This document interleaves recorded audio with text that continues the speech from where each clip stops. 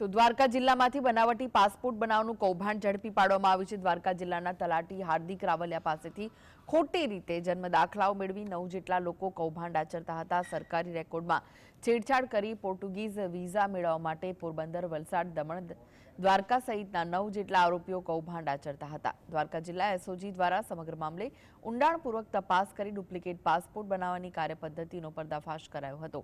આરોપીઓ અલગ અલગ શહેરોમાં કામને અંજામ આપતા હતા, જેમાં નામ અને અટકમાં સુધારા કરીને બનાવટી પાસપોર્ટ તૈયાર કરતા હતા। જ્યારે આરોપીઓ તલાટી પાસેથી ખોટી રીતે જન્મનો દાખલો મેળવી કૌભાંડ આચરતા હતા।